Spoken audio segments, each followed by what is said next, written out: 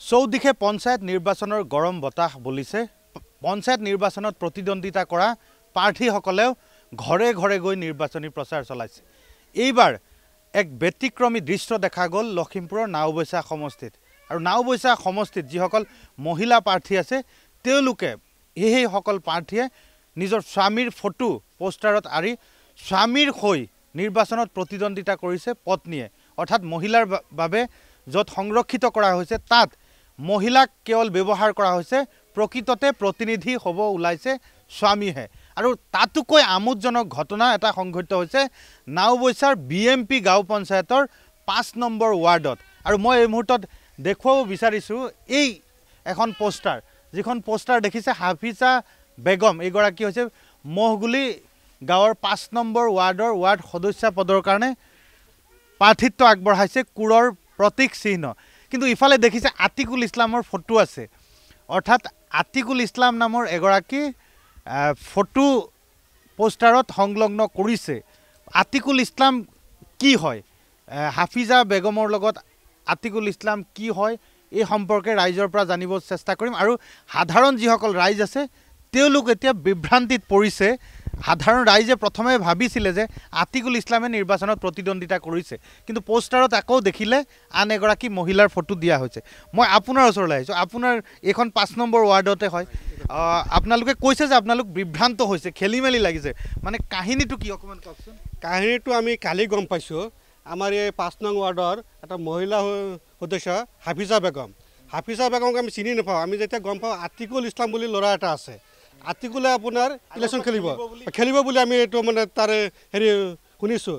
কালি যেখন আমি দেখিলোঁ আপোনাৰ এইটো আছে হাফিজা বেগম চাই আমি তোমালোকক সুধিলোঁ আতিকুলৰ যোন ৱাইফ তেখেতে হাফিজা নহয়। আৰু আপুনি এইটো চাওক, এতিয়া যিজন কেণ্ডিডেটে তেখেতৰ স্বামীৰ পৰিচয় নিদি তেখেত দেৱৰকৰ পৰিচয় দি এতিয়া ইলেকশ্যনত নামিছে, এইজন কেণ্ডিডেট যেতিয়া আমাৰ প্ৰতিনিধি হৈ আহিব, ভৱিষ্যতে আমাৰ ৱাৰ্ডখন অন্ধকাৰ, এইটো একদম জল পটপট হৈ যাব। দেৱৰে মেম্বাৰ হ'ব, জল পটপট হৈ আহিব। এইটোৱে তাৰমানে হাফিজা বেগমৰ দেৱৰেক হয় আতিকুল ইছলাম। হয় হাফিজা বেগমৰ দেৱৰেক হয় আতিকুল ইছলাম, দেৱৰেকৰ পৰিচয় দি ইলেকশ্যনত আহিছে। এইজনী সদস্য যেতিয়া আমাৰ ৱাৰ্ড নম্বৰ হৈ যদি আহে, আমাৰ এই ৱাৰ্ডখন যে ভৱিষ্যত কি হ'ব সেইটো মানে আমি এতিয়া চিন্তা কৰি পোৱা নাই। এতিয়া দেৱৰৰ পৰিচয় দি ইলেকশ্যন আহিছে, এটা লাজৰ বিষয় হৈ গ'ল। প্ৰত্যেকজন সদস্য স্বামীৰ পৰিচয় দিয়ে, তেখেতে দেৱৰৰ পৰিচয় দিছে। আমি এইটো মানে কিবা এটা আলোচনা কৰিব লাগিব এইটো ৰাইজক লৈ। প্ৰথমতে দেৱৰ এইদৰে মানে সাধাৰণ ৰাইজসকল এতিয়া বিপাঙত পৰিছে। যিসকল ৰাইজ আপোনাৰ ওচৰলৈ আহিছোঁ, আপোনাৰ এই ইয়াতে ঘৰ, অকণমান কওকচোন, আপোনাৰ ঘৰটোতো ইয়াতে? এইটোৱে আমাৰ ঘৰ। এইটোৱে ঘৰ। কি হৈছে আপোনালোকৰ সমস্যাটো কি, খেলি মেলিটো কি হৈছে কওকচোন। আমিতো আছামিজ ক'ব নোৱাৰোঁ নহয়, যিখিনি আমাৰ ভতিজাক ক'ব, যিখিনি পাৰে কওকচোন, কি হৈছে না এইটো ক'ব, কি হৈছে কওকচোন। একচুৱেলি ঘটনাটো প্ৰথম আমাৰ জনাত আমি শুনিছিলোঁ আতিকুলে নিজেই ইলেকশ্যন খেলিব, কিন্তু এতিয়া জনাত গম পাইছোঁ যে তাৰ নবৌৰ ফটো, তাৰ নবৌ মনোনয়ন পত্ৰ দাখিল কৰিছে।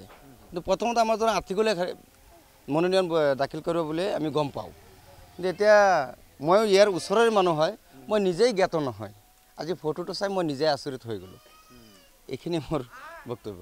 মানে দেৱৰকৰ পোষ্ট একচুৱেলি তাৰ হাজবেণ্ড এজন গৰু বেপাৰী হয় আমাৰ জনাত।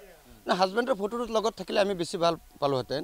দেৱৰকৰ ফটো দিয়াটো আমি নিজেই এইটো হাঁহি উঠা নিচিনা কথা হৈ গ'ল। মহিলা মানুহ আছে, আপোনালোকে কওকচোন, অকণমান এইফালে আহকচোন। কি হৈছে, আতিকুল ইছলামক চিনি পায় আপোনালোকে? চিনি পাওঁ। মানে আৰু হাফিজা বেগমক চিনি পায়? পাওঁ। মানে কি তেওঁলোকৰ সম্পৰ্ক? আমাৰ এইটো ভাবিবলগীয়া কথা হৈ গ'ল, যেতিয়া আমি গম পাইছোঁ আতিকুল ইছলামে ইলেকশ্যন খেলিব বুলি ৱাৰ্ড মেম্বাৰত, তেতিয়া হাফিজা বেগম যিহেতু তাৰ নবৌ বুলি আমি গম পোৱা নাছিলোঁ, পাছতহে আমি গম পালোঁ। এতিয়া পোষ্টাৰত মানে নবৌকৰ লগত আতিকুলৰ ফটো হয়, এনেকুৱা হয়। ঠিক আছে। এইদৰে সাধাৰণ যিসকল লোক আছে তেওঁলোক এতিয়া বিভ্ৰান্ত হৈছে।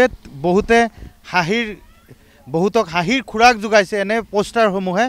নাওবৈচাৰ বিভিন্ন প্ৰান্তত, বিশেষকৈ সংখ্যালঘু অঞ্চলসমূহত এনে ঘটনা হৈছে, য'ত নিৰ্বাচনত মহিলা প্ৰাৰ্থীক যেতিয়া য'ত সংৰক্ষিত কৰা হৈছে মহিলা প্ৰাৰ্থীৰ কাৰণে, তাত যিসকল মহিলা প্ৰাৰ্থী আছে তাত পোষ্টাৰসমূহত স্বামীৰ ফটো দিয়া হৈছে, এই কাৰণে যাতে স্বামীৰ পৰিচয়েৰে মহিলাগৰাকীয়ে নিৰ্বাচনত অৱতীৰ্ণ হৈছে কেৱল নাম মাত্ৰ মহিলাগৰাকীয়েহে নিৰ্বাচনত প্ৰতিদ্বন্দ্বিতা কৰিছে কিন্তু ইয়াৰ বিপৰীতে স্বামীয়েহে গোটেই কাম কাজখিনি পৰিচালনা কৰিছে সেইখিনিলৈকে ঠিকে আছিলে কিন্তু এতিয়া ওলাইছে যে দেওৰেকৰ পৰিচয় দিও নিৰ্বাচনত অৱতীৰ্ণ হৈছে বহু প্ৰাৰ্থীয়ে আন এগৰাকী লোকৰ কাষলৈ গৈছোঁ মই আপোনাৰ ওচৰলৈ আহিছোঁ আপুনিও ইয়াৰ কেণ্ডিডেট নেকি আপোনাৰ কি নাম মই জাহেদ আলী এইটো ৱাৰ্ডৰ কেণ্ডিডেট হয় 5 নম্বৰ ৱাৰ্ডৰ কেণ্ডিডেট আপোনালোকৰ ৱাৰ্ডত এগৰাকী কি নাম আছিলে হাফিজা বেগম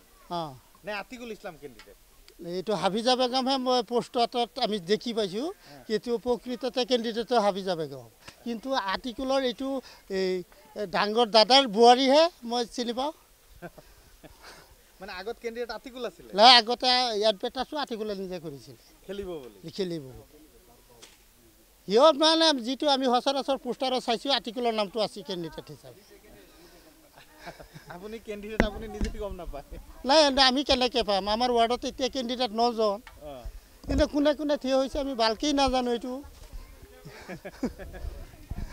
ঠিক আছে এইদৰে এতিয়া যিসকল প্ৰাৰ্থী আছে তেওঁলোক বিপাঙত পৰিছে আৰু আমি নাওবৈচা বিধানসভা সমষ্টিৰ BMP গাঁও পঞ্চায়তলৈ আহিছিলোঁ আৰু BMP গাঁও পঞ্চায়তৰ পৰা যিসকল প্ৰাৰ্থী আছে তেওঁলোকে কোনে কিদৰে নিৰ্বাচনত প্ৰতিদ্বন্দ্বিতা কৰিছে সেয়া জানিবৰ কাৰণে চেষ্টা কৰিছিলোঁ তাৰ মাজতে দেখা পোৱা এটি পোষ্টাৰক লৈ সাধাৰণ ৰাইজৰ মাজত যিটো কৌতুহলৰ সৃষ্টি হৈছিল সেয়া আমি আপোনালোকক দেখুৱাৰ কাৰণে চেষ্টা কৰিলোঁ